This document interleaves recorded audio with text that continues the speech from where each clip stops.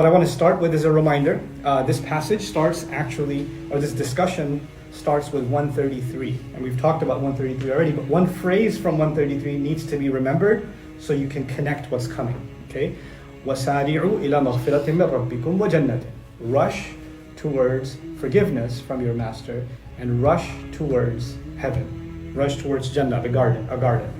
So the phrase opens that we are supposed to be eagerly running towards something. And when you run towards something, obviously, it's an exhaustion of energy. And there's an immediacy, there's a hurry to get somewhere, right? And the image of someone running towards something is two things. They're running away from something and they're running towards something. And what they're running towards is worth more than where they are now. So the idea of migrating or leaving your comfort zone is already implied inside of the phrase run towards forgiveness. Like Allah didn't just say seek forgiveness or ask for forgiveness, but He said run towards it. So there's an effort that's already been implied. Now what's coming in this next ayah is, but at the end of that ayah when He describes heaven, He says u'iddat lil muttaqin.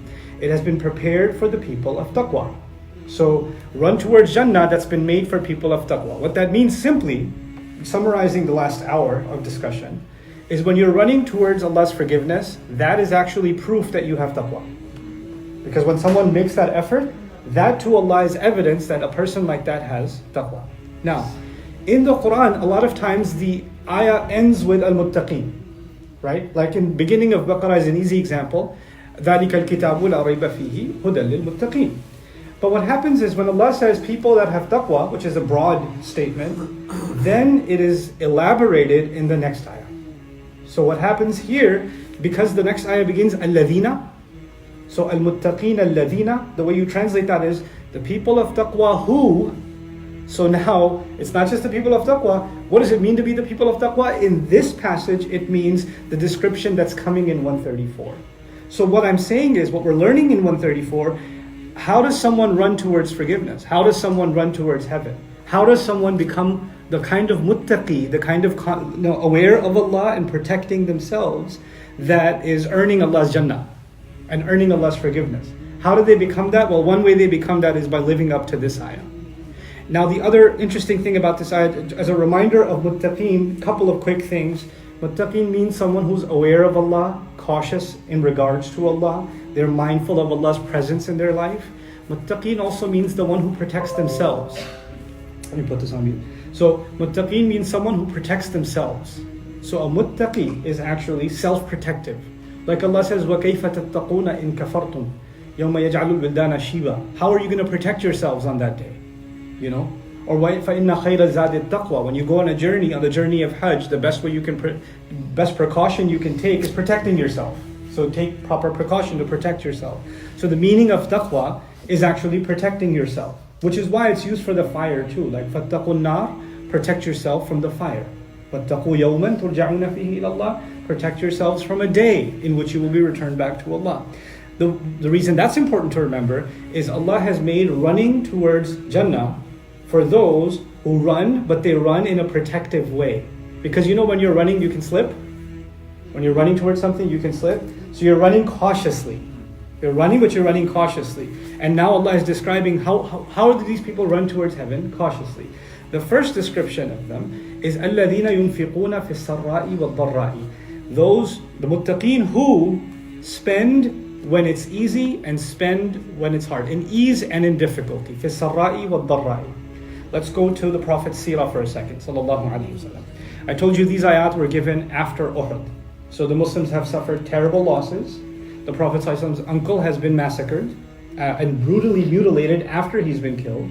The Prophet has received several injuries. And you have to visualize that as the Prophet is reciting these ayat, his face is actually cut plastered. And there's an arrow that went through one side, there's a helmet that jabbed him on the other side, there's a head injury. So his face is bleeding as he's being given these ayat. So when the Sahaba hear these ayat, they're not reading a book. They're looking at the injured face of Rasulullah sallallahu alaihi wasallam.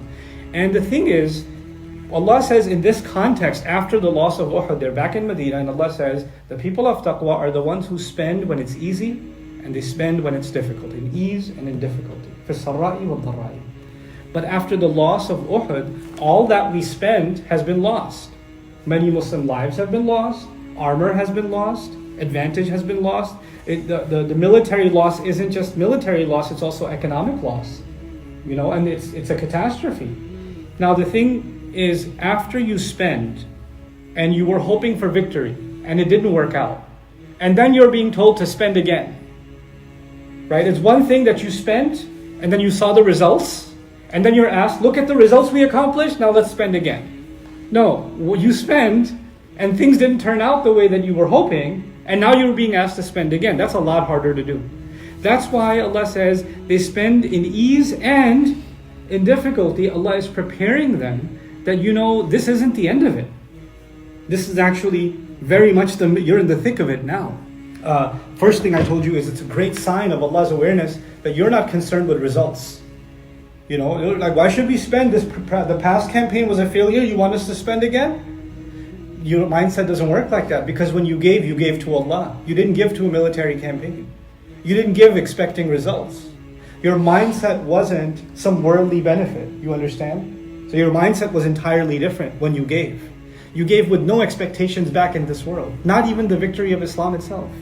Not even that. Because that also is a worldly expectation. You had no such expectation when you gave. You happily gave for Allah.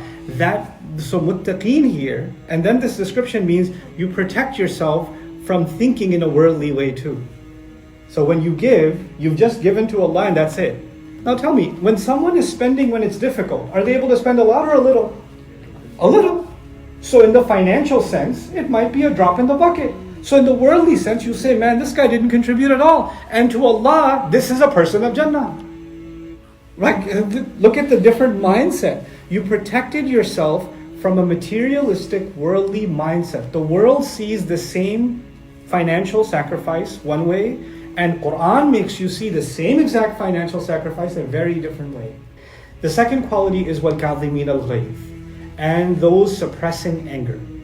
I'll give a shallow translation first. Those suppressing anger. وَالْعَافِينَ عَنِ النَّاسِ, and those pardoning people, forgiving people.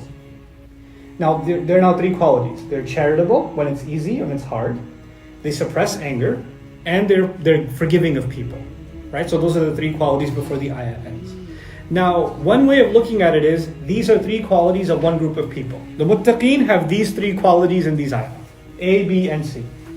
Another way of looking at it is, أُعِدَّتْ لِلْمُتَّقِينَ الَّذِينَ يُنْفِقُونَ فِي السَّرَّاءِ وَالضَّرَّاءِ أُعِدَّتْ لِلْمُتَّقِينَ الْكَاظِمِينَ الْغَيْظَ أُعِدَّتْ لِلْمُتَّقِينَ الْعَافِينَ عَنِ النَّاسِ. Meaning, there are three groups of people that have done something amazing.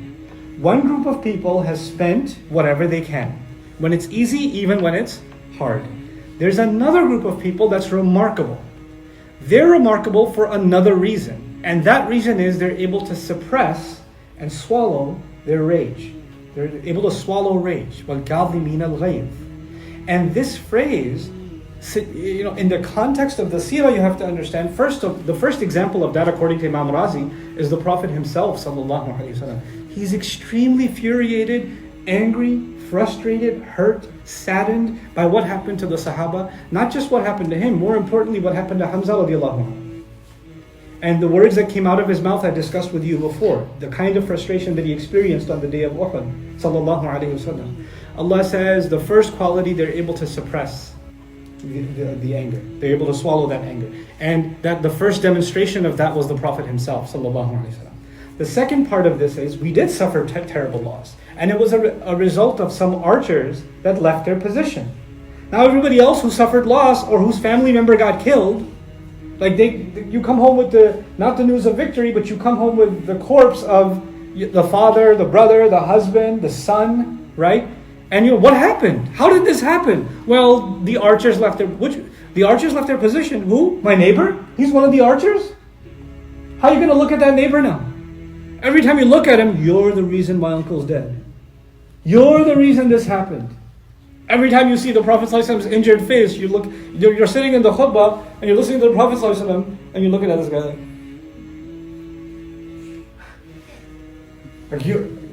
and those people are just sinking in their spots. You understand? Because it's a very difficult position to be, those archers, after this has happened. You understand?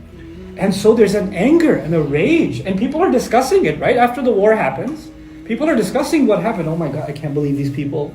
And Allah says, in that moment, instead of focusing on your pain, you need to what? Suppress anger. What that means is not only are they able to suppress their anger, they're able to do so not barely, but they put their foot down and really put a lid on themselves. They're able to have self-control. And what the wording of the ayah suggests is Allah made human beings capable of controlling their feelings. So you and I, doesn't matter who we are, we don't get to say, I had no control over my emotions. I lost it. No, we didn't lose it. Because Allah made us capable of what? Qadhmul ghayth. He made us capable of suppression or control. Now, but then again, I didn't answer the harder question, which is, well, how are you supposed to suppress anger? There's a legitimate anger. Even the Prophet ﷺ felt angry, So the way to understand this problem, first, let's look at the word anger that Allah has used in this ayah. Let's look at it a little bit deeper. Then we'll look at the word suppression, qadhim. We'll look at that a little bit deeper, and we'll put those two things together and try to figure out what we can get from this ayah about our anger, about how we can live this ayah and run towards Jannah by controlling our anger. Right? Because at the end of the day, what is this connected to? Protecting yourself, muttaqeen, the people of taqwa who control their anger, who suppress their anger, which means if we can do this, we're actually preparing ourselves from Jannah. It also means if we can accomplish this, we're saving ourselves, we're protecting ourselves.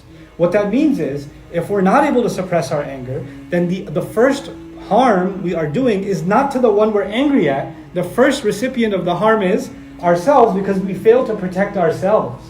There was a harm coming our way as a result of demonstrating anger uncontrolled, right? He said anger itself. Suppress anger itself. You know what that means? Not only are they able to suppress their own anger, when angry people come around them, they're able to calm them down too. They don't, sometimes you know what happens? You're completely fine, and somebody comes to you, man, I'm so upset. And you're like, oh yeah? I'm upset with you too now. And two people being upset is actually not times 2, it becomes times 10. You make the problem 10 times worse by instigating someone else or validating somebody else's anger and being angry along with them. So you make it worse for them and for yourself. When you go to 3, it's not the anger of 3 people, it's the anger of 30 people now. That's what it turns into. Allah is saying not only are you able to suppress it yourself, when angry people are around you, you're able to not be part of that fire. You're able to suppress it also for them. Or at the very least not engage in it yourself. But there's a level of anger that when you express it, it crosses Allah's bounds. Because when you're angry and you start using filthy words, or when you're angry and you start using your hands or feet for the wrong thing, or when you're angry and you start insulting someone, when you're angry and you become disrespectful, or when you're angry and you do something you shouldn't have done, then those are all overflowing. So the anger is there and the thought is there, I gotta do something, but you're able to what? Put a lid on it and not let that come out. That's taqwa. That's a remarkable quality of taqwa. As mad as you are, you don't let out an unhealthy expression of anger. It's not like, what do you want me to say? Nothing? You want them to get away with it? Yeah, at the time you got to cover it up. Because at the time, if you express your response, it's not going to be a good response. You're going to become as guilty as the one that's offending you. You understand? You got to let yourself come to a calmer state and then respond and say, hey, here's what was upsetting to me. They're able to do that. They're able to not react impulsively because of their frustration, because of that enraging heat inside of them. It's like contain that heat before it boils over and spills over and creates chaos. That's the imagery of al-kadhimin al-ghayth. And that's a pretty difficult thing to pull off. But look at the continuity. The first thing was they're charitable, right? When you're charitable, your heart opens up to people. The first thing that happens is your heart opens up to people. Becoming charitable means you're concerned about the well-being of others. The more you become concerned about the well-being of others, the less you are consumed with yourself. And when you're less consumed with yourself, then you're able to suppress something like anger. Because anger comes from where? Some offense that happened to you. Some hurt that happened to you. You're better able to control it. So actually the first is leading in a way to the second too. Even though they're separate qualities, there's a continuity too. So they spend, they're charitable, and then they're able to suppress anger. Now comes the hard part. وَالْعَافِينَ عَنِ النَّاسِ. The third group of people, or the next step, not only are they able to suppress rage, they pardon people. They pardon people, right? Like those footsteps that got erased by the sand, that's the etymology of the word, right? So it's gone, you can't retrace. In other words, here's the practical side of it. If you do this for someone, if you decide to forgive your mother, or your brother, or your sister, or your husband, or your wife, or whoever, you decide to forgive someone, then you can't bring up what they did and say, you remember when I forgave you? You remember when I forgave you? I'm so generous to you that I even forgave this, and I even forgave that. And that actually means you didn't forgive. Because when you forgive, the Arabic meaning of the word forgiveness actually literally has to do with covering or erasing. Covering or erasing. And this is not, I'm giving you the example of family. The forgiveness within family is talked about in Surah Al-Taghabun. 3 words are used in sequence. وَإِن تَعْفُوا وَتَصْفَحُوا وَتَغْفِرُوا فَإِنَّ اللَّهَ غَفُورٌ رَحِيمٌ. Allah says about your spouses and your children, there can be enemies among them. They can create so much problem for you that they can become an enemy. What that means is they start taking you away from your religion. They start making you into a bad person. They start calling you towards haram. Your love for them is now challenging. It's either love for them or love for Allah. And you have to pick one. That's a huge trial to be in. And at that time, you can become so angry at them because they're acting like abusive towards you. And they're becoming an enemy to your religion. That can happen. And if that happens, what does Allah say? وَإِن تَعْفُوا. And even in that case, if you can what? Just cover up whatever offenses there are. Just cover it up. Meaning, if you're able to overlook past mistakes and they're making reform, this is not about continuous abusers. If they're making their changes, and if you cover up, number one. وَتَصْفَحُ is a remarkable word. And he says, then turn the page. Now, there's one thing that something's on a piece of paper, you erased it. It was written in pencil. You erased it. Then you did what? You turned the page. Now, turn the page means you can't see it anymore. They can't see it anymore. And even if they try to bring it up, I feel so bad about what No. The page has already been what? Turned. The page has already been turned. And then he says, وَتَغْفِرُ, and you cover. And literally, taghfiru means cover. What that means is if other people try to bring it up, you cover it up and say, we're not talking about that. That's over with. I don't know what you're talking about, because it's erased. And I'm not even on that page. And we're never going to bring this up again, because you're going to cover it up. وَتَغْفِرُ. Then Allah is forgiving. فَإِنَّ اللَّهَ غَفُورٌ رَحِيمٌ. So he says, this second quality, the first quality being those who spend when it's easy, when it's hard. The second quality being they're able to suppress the unruly parts of their anger. They're able to control rage. Not just their own, but even those around. They don't get riled up by what's going on around them. Okay? They don't react to other people. There's 2 kinds of rage, by the way, I forgot to mention. There's rage that's inside of you, and there's rage that other people instigate into you. So you could be on your own, sitting in your living room, and there's a fire burning inside your head. There's that kind of rage. And then you were completely fine until you talk to a couple of people and you're like, what? Right? And al-ghayth kind of covers both. You on your own are able to suppress, and you don't get instigated by others. You don't get fired up because you had conversations with others. Because Allah says in the Quran, فَلْيَعْفُوا وَلْيَصْفَحُوا وَلَا تُحِبُّونَ أَنْ يَغْفِرَ اللَّهُ لَكُمْ. They should pardon. They should turn the page. Wouldn't you love Allah would forgive you?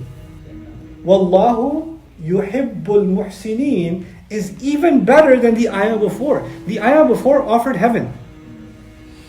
Now Allah offers something way bigger than heaven. He offers not just the title of muttaqeen, He offers the title of al-muhsinin, those who do their very best, the excellent ones. And then on top of that, He doesn't just say He rewards them or He will forgive them. He says He loves them. And Allah, in fact, He loves al-muhsinin. Wallahu yuhibbul muhsinin. That's what you get out of this. There's a very powerful spiritual incentive that Allah put inside of this mindset. وَالْكَاظِمِينَ الْغَيْظَ وَالْعَافِينَ عَنِ النَّاسِ وَاللَّهُ يُحِبُّ الْمُحْسِنِينَ. Look at the logical continuity and I'll wrap up. The first thing was, they are charitable. When you're charitable, it opens up your heart. It softens your heart to the plight of other people. As a result of that, you have better control over things that make your heart hard. Like what? Like anger. So even though you have anger, it never goes out of control. The rage doesn't take over you because you do something that keeps softening your heart. The thing is, you and I are watching, in the media, we're addicted to watching terrible news all the time that hardens our hearts. And we're addicted to consuming, the world of social media commentary. We're addicted to consuming videos and memes and things. It's either making fun of people or insulting someone or criticizing someone, people talking against others. That's all we're doing, is pointing at other human beings' flaws or making fun of them. That's all we're doing, constantly. Or we're enraged about someone or something. There's rage, there's condescension, there's arrogance. All these things that our eyes experience, but the effect isn't just on our eyes or our ears. The effect is straight onto a hardened heart. And that hardened heart is less and less charitable, and it's less and less capable of forgiving. Less and less capable of suppressing anger. By the way, if someone is not able to control their anger, the third one is impossible, isn't it? Forgetting something that happened? No way. How do you want me to forget that? You want me to let that go? No. I won't let that go.